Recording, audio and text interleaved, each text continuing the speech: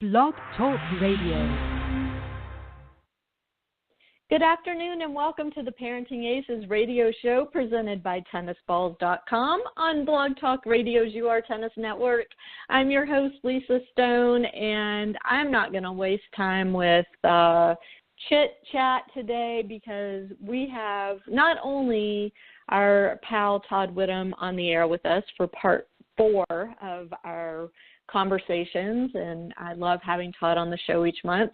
But today we are also joined by a very special guest, and that is Eloise, Todd's mom. And I'm so excited to have a tennis parent on the air alongside her son, who just so happens to be a coach and a former professional player, a former top junior, and I mean, what a cool opportunity to get to talk with both of them for the next hour. So I'm not going to waste any more time. I'm going to just go ahead and bring Todd and Eloise on the air, and we're going to jump right into things today. You guys, thanks so much for joining us. Eloise, what a treat to have you. Thanks so much. Thank you, Lisa. I really appreciate the opportunity to speak with you. Well, I know my audience is going to be really interested in hearing a parent's perspective on what life was like watching your son Todd come up through the tennis ranks, and even now as he's, established this amazing coaching facility and this group of high-performance kids, what it means to you to see him taking his tennis into a different phase, but also, just a kind of the logical next step in his career. So thank you so much for being here. And Todd, man, you're brave having mom on the air with you. Well, as the people that know me, they know that I like to do things a little out of the box, just like the tennis system I run here in South Florida. So I figured, why not bring my mother on the air so people can really hear about what was going maybe through her brain as she saw me training and developing as a junior here in South Florida. Great. So, Eloise, are you a tennis player as well? Well, let's put it this way. I used to play tennis, at least I thought I did, until I saw Todd play tennis. And then I realized a totally different game. Gotcha. Gotcha. But you didn't come up through kind of the junior ranks. Absolutely not. I never had a tennis lesson in my life. No. Gotcha. Okay. Yeah, I think it's important for my listeners to understand that, because we've had guests on the show in the past where the parent came up through the tennis system themselves. They had an in-depth understanding of the game, of how the sport worked, how USTA operated, et cetera, et cetera. But for the vast majority of tennis parents out there, they're like you, Eloise. They, their kid expresses an interest in doing this sport of ours, and they're like, oh my God, where do I start? I don't know anything about this. So maybe let's start our conversation today with that and, let you reflect on what you had to go through when you realized that Todd was attracted to the game, showed some talent for the game, and, what that meant to you as his parent, trying to make sure that he got the proper training. Okay, Lisa. Well, I'll tell you how it started, actually. We belong to a club here where we live, and Todd would take tennis lessons, or really be in like a little academy with the club pro. And we saw pretty early on that basically his eye-hand coordination was really good, and he was better than a lot of the older kids that were also in this academy. And a friend of ours that also belonged to this club had a friend who was a junior tennis player. And he was a junior tennis player in New Jersey. We're in Florida. And so this man who was a junior player in New Jersey, had recommended Todd's coach, his coach Pierre Arnold, who has been in South Florida. He's like a staple in the tennis world in Florida.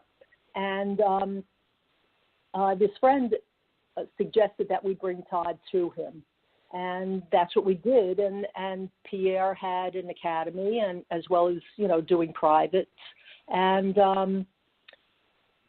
Pierre said, he would be happy to train Todd, and we would see where it goes. So that's how that happened. We were very fortunate in that way that we knew somebody who had experienced junior tennis, and we had no experience whatsoever with it. So that was a good starting off point. And then, let me interrupt you 1 second. When you said that you noticed early on that Todd's hand-eye coordination was advanced, you picked up on that, or the country club coach picked up on that, or was it a combination of the two? I'm just curious.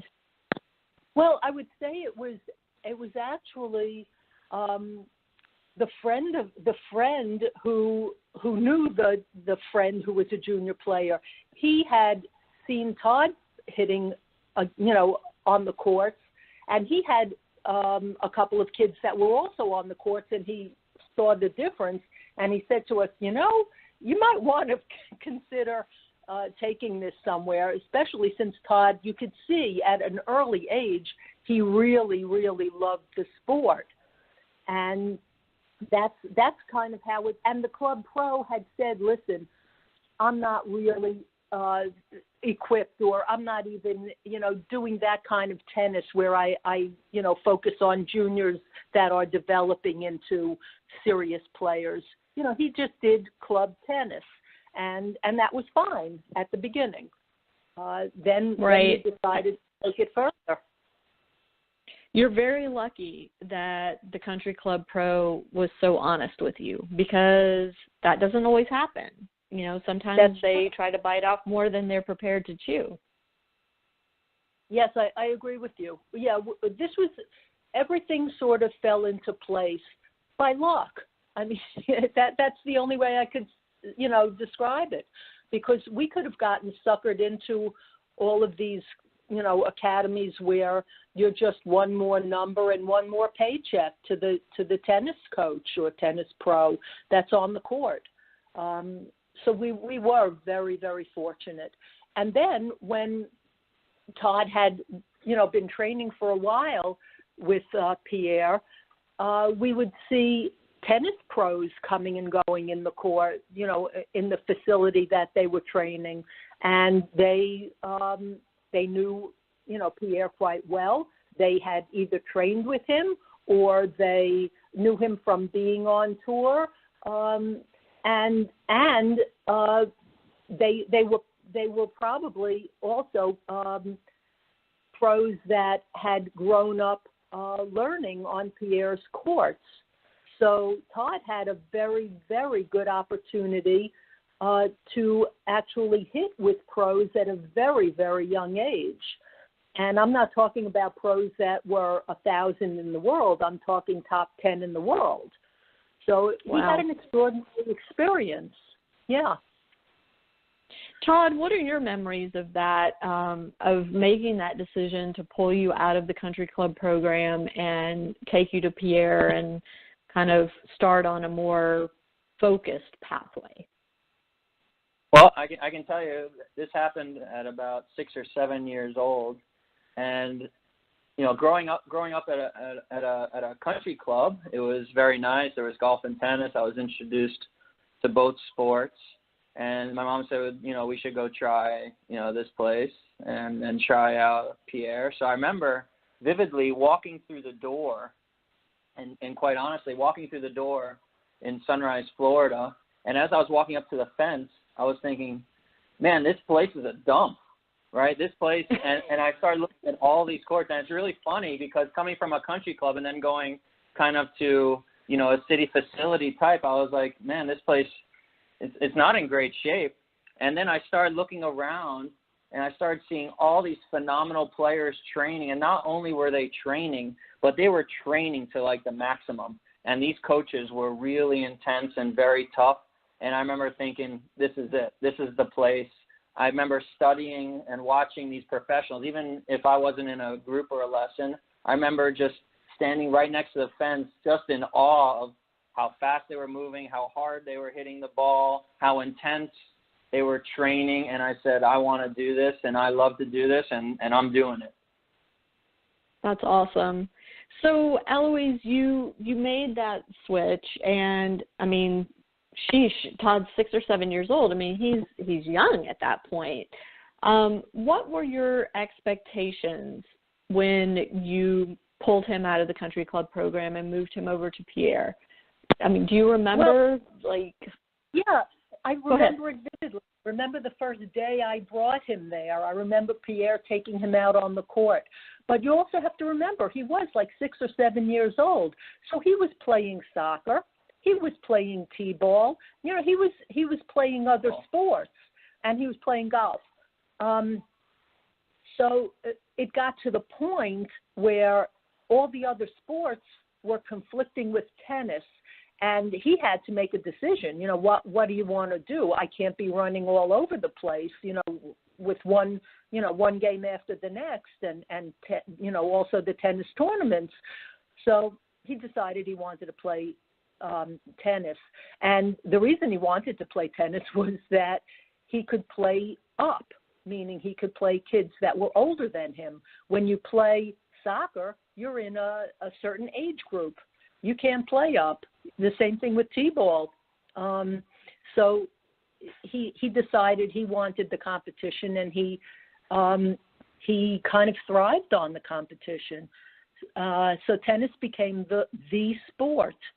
And when I first brought him to Pierre, I was totally ignorant and just not knowing what to expect and where is this going to take us. So one of the first few times I had him at Pierre's, I said to him, do you think he has the possibility of being a pro? And Pierre said, why don't we just kind of take it one step at a time and let's see where this goes. You know, I didn't know what to expect. And I just kept watching what was going on the courts. I was always there. I managed to keep my mouth shut and just watch. And from there, you kind of get an education. You hear what the pros are telling your child. You're hearing what they're saying to other kids. You're learning the game from a whole different perspective than if you were the one on the court. And it's very eye-opening, especially if you're observing a lesson that's given by a pro that knows what they're talking about. And we were very lucky. Right. Yeah, you definitely were. At that stage of the game, you said you asked Pierre if he thought that Todd had professional, abilities. Was college tennis part of the conversation or part of your awareness even at that stage? Actually, that's what Pierre said. I wasn't even thinking of college. I figured his college was already paid for anyway, so college was not, it wasn't even a thought in my mind. That was not the reason he played tennis. It wasn't to get a college scholarship. However, when he was about 7 years old, or 8 maybe, he said to me, Mom, I'm going to go to the University of Miami. And I said to him, Todd, I hope you will. The only thing is for you to go there, you're going to need a full scholarship. And he got it. Yeah. Well, and for my listeners that don't know, University of Miami, even though it sounds like it's a public state university, it is not. It is very private. It is very pricey. Right, and his college fund was based on the state universities in Florida, not on a private school. Sure. So, I mean, looking back at and just hearing this little bit of Yoel's story, I do feel like there was so much luck involved, as you said, to have a friend that, whose kids were on the court with him at the country club who noticed that Todd had something special, to then get the referral to Pierre's program, at such a young age, to have that access to such an amazing coaching philosophy and personality and all of that was tremendously fortuitous. That doesn't happen for most families. And before we went on the air, Eloise, you and I were talking about how much time and money gets wasted in tennis, especially at the junior level. Can you talk about maybe some of Todd's peers or your peers as tennis parents whose children were in other programs where they weren't receiving the quality of coaching that you saw at Pierre's Academy? Well, I could recall a time when Todd went a different academy just to have some matches. And I would see one of the very famous tennis pros who, there's a lot of hype, there's a lot of advertising, just a lot of fluff, a lot of smoke and mirrors.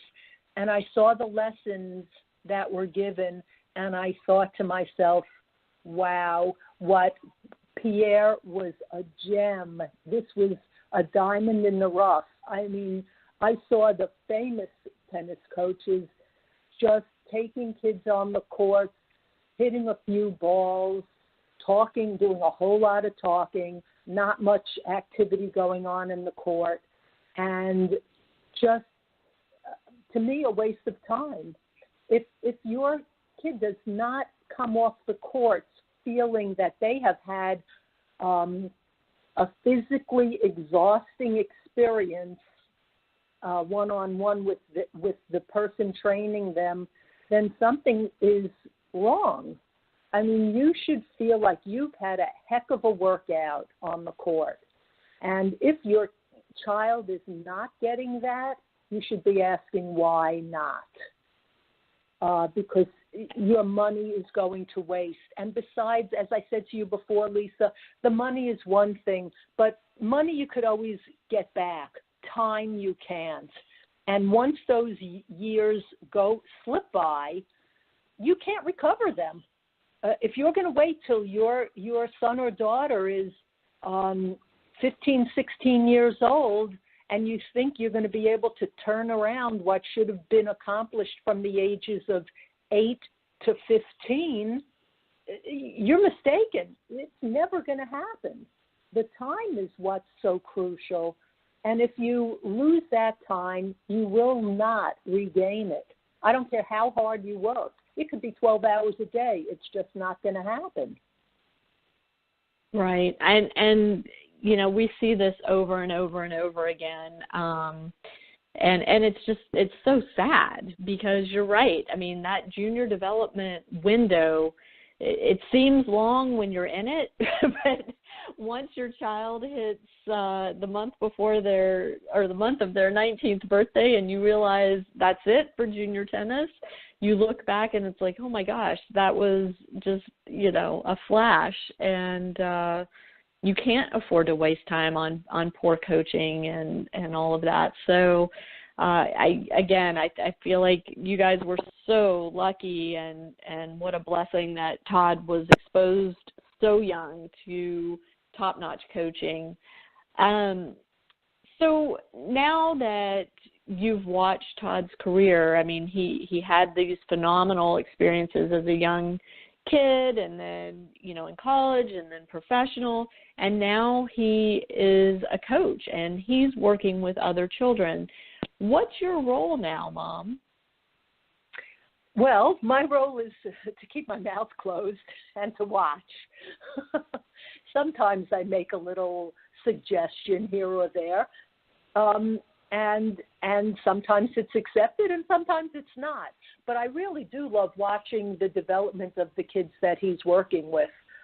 They're really focused and they're hardworking, and I see the training that Todd gives them, and it's quite a training experience. The kids are, not because he's my son, but the kids are very lucky that they found him, because he doesn't let anything slip by, and they are becoming well-rounded players that will either go pro or they will be in very good college programs, because not only does Todd work with them on the court, but he guides them. If their focus is toward college, he guides them to the correct program, and he knows the college coaches. So, he winds up placing them in situations that are very good for their type of tennis. So, it's not just on court. Right. Todd, can you talk a little bit about how much Pierre's coaching and your years training with him have influenced the way you run your academy and the way you interact with your players and the parents of your players? Yeah, I mean, I try to the best that I've learned from, whether it's Pierre, whether it was guys I competed with in juniors or on the ATP tour. And I try to take all these experiences and then I try to apply them to the children that I work with on a daily basis. There's many things that I learned going through the process, maybe it could be technically, tactically, mentally, many different aspects of tennis. And I try to take so many of the things that he taught me growing up, and then I try to apply it. There are things that I've learned on my own going through the process of coaching these last 6 or 7 years in the small system that I run. And, and then I try to apply them to each and every situation that I can. The players that I train, like I've said before, this is not a tennis academy. So each child that comes to me, it's a different scenario. They all need different things, and one can be totally different than the other. So, I'm constantly adapting. I need to know what's going on in their previous situation of coaching and training. I need to know kind of how the parenting is for the child, and then I go about training them in a disciplined manner and making sure that they're achieving their goals and my goals for them, and we keep going, step by step. That's great. I don't know if you guys followed the Davis Cup action over the weekend, but Canada and Great Britain played, and their match came down to the last singles match on Sunday. And playing for Canada was a 17-year-old kid. He is a professional player, but he's 17 and he's a kid. And he had an outburst on the court, hit a ball in anger that wound up hitting an official in the eye, and the match was called immediately. He was defaulted, and Great Britain moves on in Davis Cup, and Canada's out. So the reason I'm bringing this up is I had posted the story, and the young man has publicly and privately apologized. He's been fined. But it's garnered a lot of conversation about expectations of behavior in tennis. And so this is my long way of asking the two of you. First, Eloise, did Todd ever have any instances that you can recall where he was unable to control his emotions and either you stepped in or you nudged his coach to step in and handle that? And Todd, I'd love to hear, any memories you might have in that regard. And then how you use that as a coach now. Lisa, yes. That is such a good question. Let me just say, Todd is a redhead, so need I say any more? So speaking about having outbursts on the court, those were nipped in the bud at a very, very young age. He once took his racket, slammed it against the net, cracked the racket, and his coach threw him off the court and said, don't come back for 2 weeks until you can decide to behave yourself. Do not come back here. And that was like thing in the world you could have done for Todd. I mean, he ate, slept, and breathed tennis. He would walk around the house swinging an imaginary racket in his hand as if he were playing. I mean, this was a perfect situation that made him learn to control himself. And do you remember how old he was? I would say he was about 8. That's it. I mean, he was young, and he was, upset and just slammed the racket. And that's when he was told, don't come back. And then, there were other times he was also told not to come back, but it wasn't because he got angry and broke anything. It was more due to he thought that he was better than the other kid that he was told to go play on another court. And his coach said to him, you think you're better? You're not any better. When I tell you to play somebody, you're going to go play that person, and I'm not going to hear anything about it. Since when do you think you're so terrific? So he was definitely reprimanded a few times, let's say, so that he learned to respect the game, respect the coaches, and go on from there without being difficult on the court. That's great. It's interesting that you bring that up about not wanting to, thinking you're too good to practice with somebody, because that's an issue that comes up a lot too. And typically it's the parents that make the stink over it, not the kids. And so I'm just curious how you, Eloise, kept yourself out of the fray with those kinds of issues. Did you attend his practices, or did you just drop him off and pick him up? Oh, no, Lisa, when he was young, I was there every day. When he had lessons, I had the ball hopper and I was picking up balls. So I was there. And my feeling about this whole tennis situation is that if you're hiring somebody to do a job, you should let them do it. If you're so knowledgeable and you think you can do it better, then why are you bringing your child to someone else to teach them? If you're that good, why aren't you doing it? So I just, in any situation where you go to a professional, you let the professional do their job.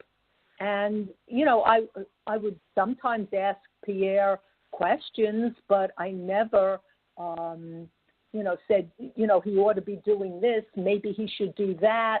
No, that's the professional's job. And if you have confidence in the person that you've hired, then that's all that's needed.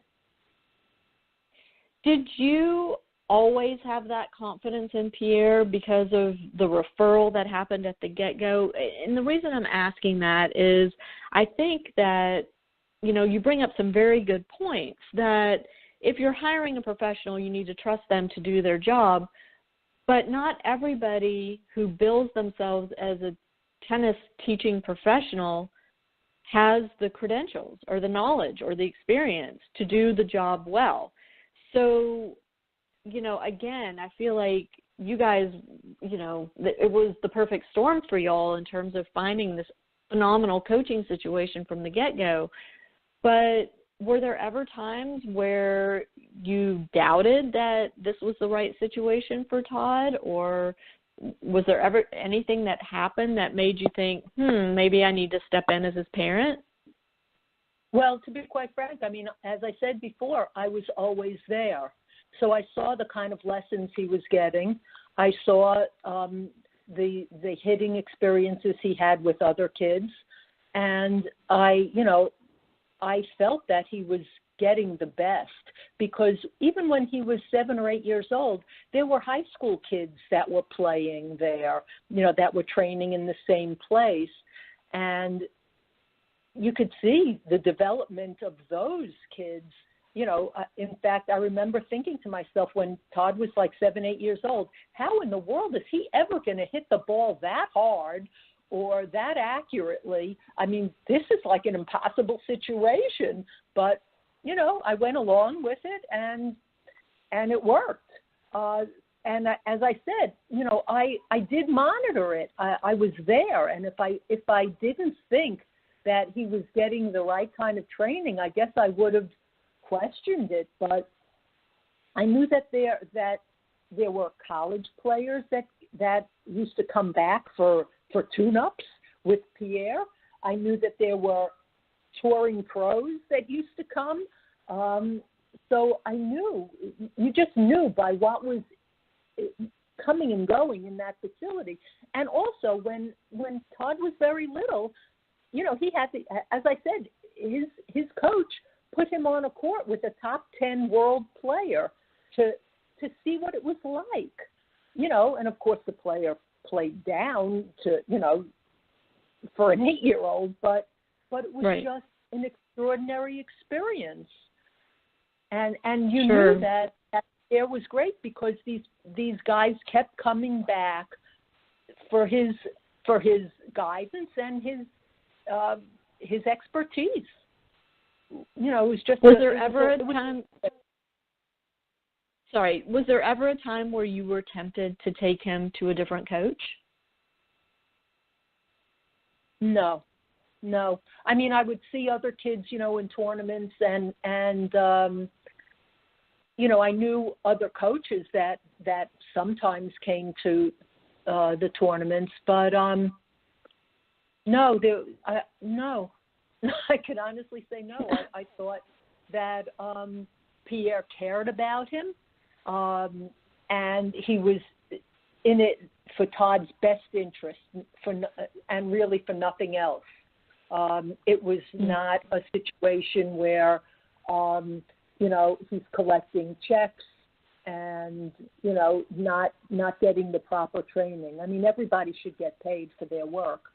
Just do your work well, and don't just take people's Sure. money. Sure. Todd, do you have memories of the infamous racket smash on the net? Oh yeah, I remember everything, Lisa. No, but that's because you're young. Yeah, I mean, let me put it to you this way, and I the kids that I train, I tell them a little bit of my tennis upbringing, and Pierre helps me with the children I train, and he does the traveling. So maybe some of the parents have seen him at some of the tournaments outside of South Florida with some of the players. But I remember that, obviously Pierre was phenomenal, and you were brought up on respect. And so whatever he said, you did. And if you didn't do what he told you to do, you were going to be a little bit punished. Now, that could have been running, or if you did something really bad, like smash your racket as a little tiny tot, he would throw you out. And I remember having to get on the phone at night and really begging him to bring me back in and say, I'm sorry, I will not have it happen again. I'm not going to do that again. And, he would tell you to leave. And quite honestly, I don't think he was concerned that you were going to come back. If you didn't come back, then he was fine with it. It was really his way, and he was going to put all the time and effort into the children that he wanted to train. And if you didn't do it his way, then they're not interested, because these were professionals that were producing high-level tennis players, and they knew how to do it, and they did it their way. And as to now in 2017, he's been doing it for 25 or 30 years. I mean, he took me from a beginner at 6 years old to the very highest level on the ATP Tour. And how many coaches have really done that? I mean, you see a lot of coaches that are that have little spurts of training these players, and everyone's so excited. Oh my gosh, he trained this one for 6 months or a year, but they're not really involved in the development of that player. The other coaches have done that development. That person may be taking that credit, but they have not put in all those tough hours into those players. They've only been a very, very small part of that development. It's the others, the Pierres of the world that have put in so much time and effort into these players on a daily basis. Those are the ones that are really developing tennis players. Right. So let me just ask you, because this whole issue of controlling emotion, getting back to the Davis Cup match and this poor 17-year-old, and I know there are a lot of people listening that have no sympathy for him and say he should have done better, but holy cow, his whole country is watching him, and their advancement in Davis Cup is on his shoulders. So I have sympathy for the kid. I have a temper, and I get it. So he didn't mean to hurt the official. He just didn't have control of his emotions. What did you do, Todd, at age 8 to help you gain control of your emotions, and how involved was Pierre in that part of the process? And how involved was your mom, Eloise? Well, it's very simple. If you didn't have the proper attitude, they took the rackets away. And Rafael Nadal, I think Uncle Tony did the same thing. I mean, it's not a complicated situation. If a child can't control themselves, you take the rackets away, period. Now, the coach might not be too thrilled because they're losing a paycheck for a couple of weeks, but the coaches that really care, they know that this is good for their long-term development. In terms of that Davis Cup match, and obviously I've seen it on the internet, I didn't see the match, in full, but I did see what he did and the referee. I mean, to me, it's a little bit of a lack of respect for the situation. You have a 17-year-old who's playing Davis Cup, who is not even close to being established like the person across the net, the British guy that he was playing. And I'm not sure how you can really even get upset in that situation, because, first of all the other players that are playing Davis Cup for these countries are very well established. This young man, who's a phenomenal player, he's really just getting his feet wet in all these situations. So I would think that he'd be so happy to be in this situation, playing Davis Cup for his country, be so happy. And I think the attitude was just wrong. I mean, I don't understand that type of attitude. Every time I had an unbelievable opportunity to be playing with the best tennis players in the world or on a huge stage in an ATP tournament, I was like kissing the floor saying, thank you so much. I'm so happy to be here. And, I want to be back over and over again if I can.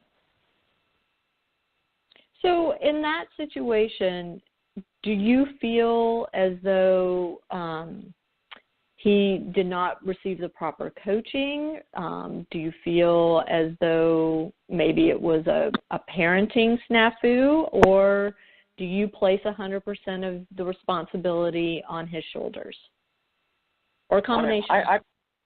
I place it really on his shoulders. It could be maybe coaching to let him know kind of the situation that he's in. It's obviously it's not easy, the situation he was in, and he felt like he was probably letting his country down because he was down 2 sets in a break. So basically he was going to get closed out, most likely, and his country was going to lose the tie. But I mean, everyone has blow-ups, even Roger Federer. I mean, you've seen videos of him throwing his racket, and he does it, once in a blue moon, but he does do it every once in a while. So, this young man is going to learn a very, very tough lesson. And unfortunately, it is what it is. Mm-hmm. So now that you're in the situation of coaching young players, I from what I'm hearing you say, obviously you take action quickly and early with them when you see behavior issues. As a coach, and Eloise, I'll be interested to hear your perspective on this too. What is your responsibility in terms of ensuring, A, that the kids have the proper for not just for the game, but for every opponent, and B, for helping them learn how to manage those emotions in an acceptable manner?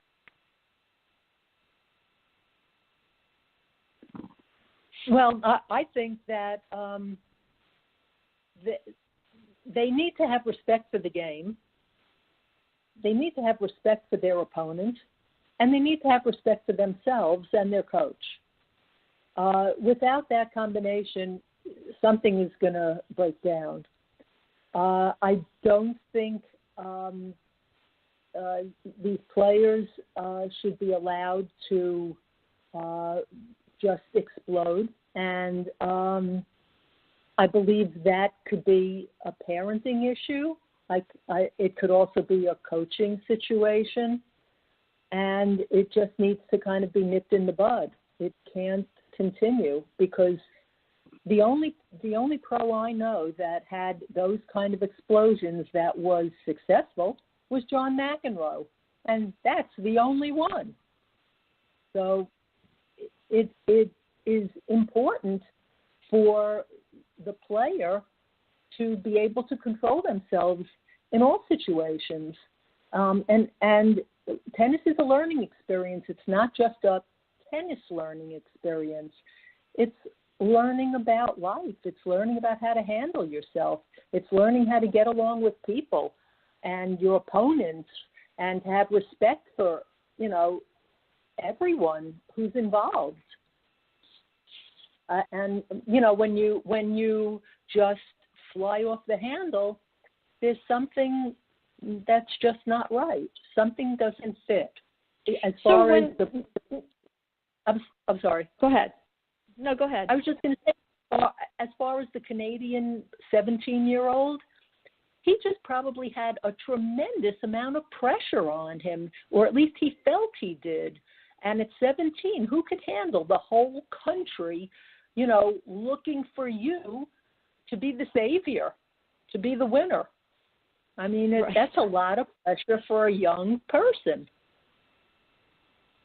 Right, I agree. So do you remember when, the story you told about Todd getting sent home for smashing his racket? What was the follow-up from you at home? Did you just let the coach handle the tennis, or was there a price that had to be paid on the home front too? It's funny that you should ask that.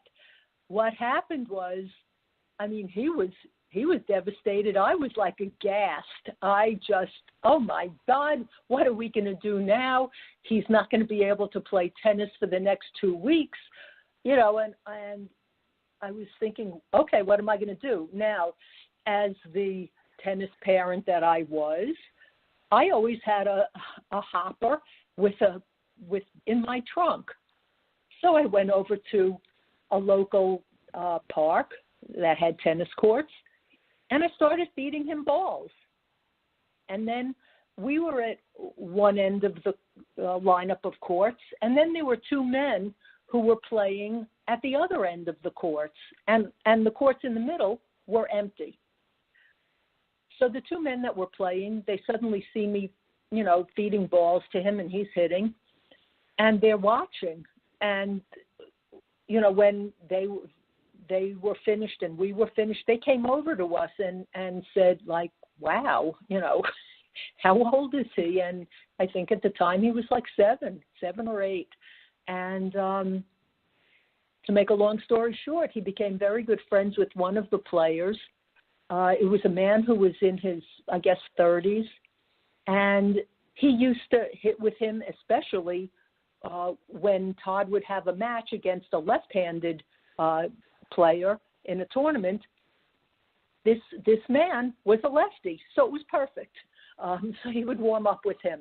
But they became very good friends, and he used to play with him, from time to time, and it became a nice relationship. But for 2 weeks, I was taking him out on the courts, and he was, hitting balls.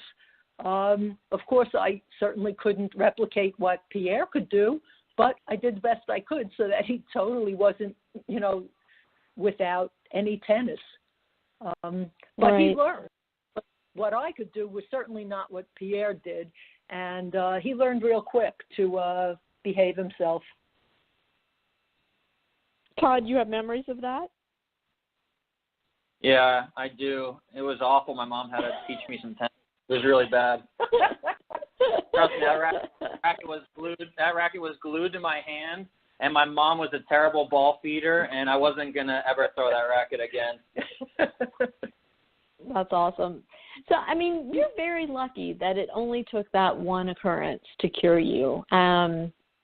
Speaking as the parent of a child who I'm not sure still has learned that emotional control on the court, I mean, I think you're an anomaly. I don't think most kids get the message that quickly. Now that you're coaching, and I've got to guess that you've had at least one kid have an outburst on court that was unacceptable. What's your tactic with them? Do you do the same thing? You just boot them out and hope that they learn their lesson, or does it go further than that? Yeah, for me it goes a lot further. So I've had players that have had outbursts. I try to look at really the reason of why they're having an outburst. Maybe there's something wrong at school. Maybe they're tired and cranky. They didn't sleep well.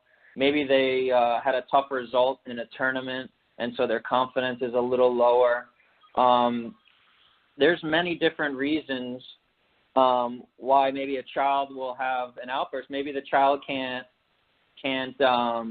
handle maybe the stress of a tournament, and so they start, kind of losing control. So I try to look at it a case-by-case basis.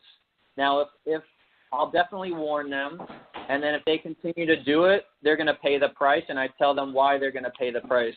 And I tell them, listen, for a life skill, if you lose your composure and you're working or whatever, you know what happens? And they say, yeah, I know what happens. You're going to get fired. Because, there's definitely some of the children that I train, some of their parents own and operate big companies. And I tell them, I say, well, what would your father do or what would your mother do if one of the employees lost control? What would they do? And they say, yeah, they're going to get fired. I said, good. Now you're going to go do some sprints or whatever, and then you're coming back to practice. So they start to understand real quick. Right. So, I mean, but what if, have you ever had an older player that, still hasn't learned the lesson, let's say, 15, 16? At that point, what are you doing as a coach, and what are you asking the parent to do? I mean, the parent knows. I mean, they know already. It's been happening for a long time. If a child is 15, 16 years old and they're having attitude issues on the court, it didn't get nipped in the bud. And that's a big problem because the more and more they do it, the tougher the habit is to break. It should have happened a long time ago when the child was young and they started to have an outburst. But I've had some parents come to me and say, listen, can you please take care of this? I say, no problem. So I always I also look at it as if the child was in college and if they blew up at practice. What would that college coach do to them when there's no parent around to help out the child and say everything's all right and blah, blah, blah. So in college, the coaches, and if the player is at a serious program, that child is going to be doing running. They're going to be doing all this type of tough stuff. And if you make it tough enough, trust me, it's not going to happen. And if it continues to happen, then you just keep upping the intensity. And then if it keeps happening, then you have a bad apple in your program, and they need to go. And that's what's going to happen. If you're in college and you're having these issues, the coach is going to take you out for 5 a.m. or 6 a.m. running, and they're going to make your life kind of a nightmare for maybe a week or 2 weeks. And then if it continues to happen, they're going to throw you out. Mhm. Well, and not only do they punish the individual kid, they oftentimes punish the whole team and make sure that the team knows they're being punished because of one person's behavior. So that sometimes is effective too. But you know what, Lisa, let me just interject one thing. Not taking it to where the player is at the college level, but when they're younger, you have to really ask, does this kid really want to play tennis? Or is it mommy wants you to play tennis or daddy wants you to play tennis? And, you know, are the parents getting their self-esteem from their child being a star tennis player? And you know, I've seen situations where the parents are pushing the kid to play tennis, and the kid might be a really good tennis player, but doesn't really want to do it at this level of intensity. And the pushing of the parents continues. So that can cause a lot of emotional turmoil and outbursts as well. You know, you really have to decide, does this child want to be playing at this level? Sure. You know, sure. And Todd, have you had that situation where you've had to step in? Are we talking at a high level, as in like I need to, you know, reprimand the child? No. Have you had a situation where it's as your mom just described, where the kid is acting out and it turns out it's the parent's dream, not the kid's dream? And, you know, I mean, are your hands tied as the coach when you recognize that, or have you been in that situation? Yeah, I have been in that situation a couple of times where the child doesn't want to be really training at the level that I kind of provide and train the players at. So they're going to quickly know that. The parent is going to see that as well, and then they're going to say, why isn't my child training hard and blah, blah, blah, blah, blah, and they just don't want to do it. I don't care if it's Roger Federer on the court. I don't care if it's Djokovic on the court training your child. They either want to do this or they don't. And I tell them quite frankly, the system that I run, it's not a babysitting service. This is not drop your kid off and have them hit some balls and it's daycare. There's plenty of that. That's not what I do. I'm out there many hours a day training the players so that they can achieve their goals and dreams. Now, if their goals and dreams aren't to be the best they can be, then they don't need me on the court. They don't need to be with me. There's plenty of places that they can just run around and hit a bunch of tennis balls and laugh and giggle. But that's not what I provide. Well, I think it's really interesting from the parent side to hear a coach say that. And, I urge the parents that are tuning into this to really hear what Todd is saying, because if you're going to make the time and financial investment in a coach such as Todd, you need to make sure, parent, that this is truly what your child wants to be doing. And sometimes if they are acting out on the court, their behavior isn't what you expect to see. It may be because they don't want to be out there, and you may need to step back and reassess where you've got them training. Maybe they do need to be at I won't say recreational, because people hear that word recreational and they think, I hate to say this because I play it, but they think women's league tennis, though I will say my team plays at a very high level and a very high intensity. Of course, but there are programs out there for kids that just want to learn how to play the game, that, may want to play a tennis tournament here or there, may want to play on their school team, but aren't aspiring, as you say, Todd, to reach their highest potential as a player. No, I agree with that. I mean, listen, the select kids that I train, they are aspiring to be the best they can be, and I'm thinking of many different things about how to help this child and the parents to guide them and help them be the best they can be, so that their experience is a really positive one and they end up either at a phenomenal school or at the professional level. I mean, that's the service that I provide. It can be tough. It can be stressful. I need to look at many different different avenues and ways to help each child. I need to look at their background. I need to look at their parenting situation, anything from nutrition to fitness to, schoolwork, anything that could possibly be off or get in the way or something. There's so many different things that I'm looking at on a daily basis, so that the kid can really thrive and they end up having a phenomenal tennis career, wherever it takes them. So, but is there anything wrong with a child that just wants to go out and be with a bunch of kids on a tennis court and hit balls? No, that's great. I mean, I think that's great. There's a lot less stress involved in that, whether it's from the coach, from the parents, or even for the children. That's fantastic if they want to, play on their school team, or maybe one day they could maybe play college tennis, but that's not really the ultimate goal. That's phenomenal. I mean, just anyone coming out after school to play tennis and get a great workout and have fun with their friends, I think that's phenomenal.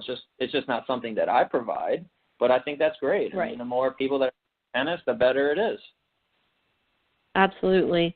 So we're down to our last few minutes, and Eloise, I just want to have another question for you, and that is, what kind of resources did you have as a tennis parent to help Todd through the process? Or did you rely 100% on his coach to manage tournament scheduling, fitness training, nutrition, all of the different aspects of being a competitive player? Well, I have to say that I really did rely on Pierre for everything, because I knew that he knew it. He came from a family that played professional tennis. His father played Wimbledon. I knew that I had Todd in very experienced hands. And when Pierre said he was going to play this tournament, he played that tournament. And he, would tell me, just sign him up and this is where you're going and that's what he's doing. And I complied. I felt, he's doing his job, and now it's up to me to do mine. So there was never a question in my mind that he was not guiding Todd in the right direction. And I feel sorry for the parents that don't have that situation, because this could be a daunting experience if you're not with the right people. But well, that's why Parenting Aces exists. Frankly, I mean, that's why it's here, because I was one of those parents and very frustrated and felt very overwhelmed. So, yeah, that's a real situation.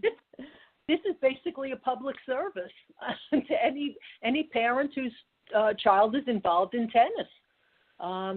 Right. You really have to be there to oversee things. That doesn't mean you have to be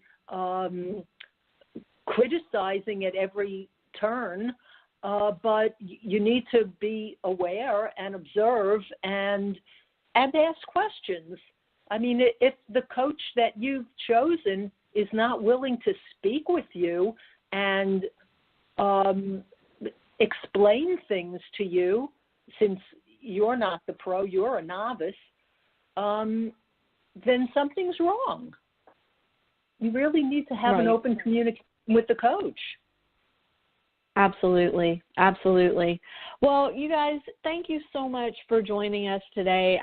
It's been so fun to get to chat with you, Eloise. I feel like I'm getting to know Todd better. We haven't met in person yet, but this is our fourth radio show together, so I'm learning more and more about him and his upbringing. And after chatting with you for the last hour, I realized, even more what a special guy he is. So thank you both for being with us and sharing your experience and your wisdom. Thank you, Lisa. I really appreciate it as well. All right. Thank you, Lisa. Well, we'll look forward to next month's chat, Todd. We'll have to come up with some great speaking points for our next one. Yep, no problem. I got plenty for you. You're going to be hard-pressed to top Eloise, though. I hate to tell you. Thanks, Lisa. At least I have someone in my corner. Yeah. We tennis parents have to stick together. I agree. All right. Thanks again, you guys. To my listeners, thanks so much for tuning in to tennisballs.com. Thank you for sponsoring the Parenting Aces radio show. Have a great week, everybody. We'll see you next time on Parenting Aces.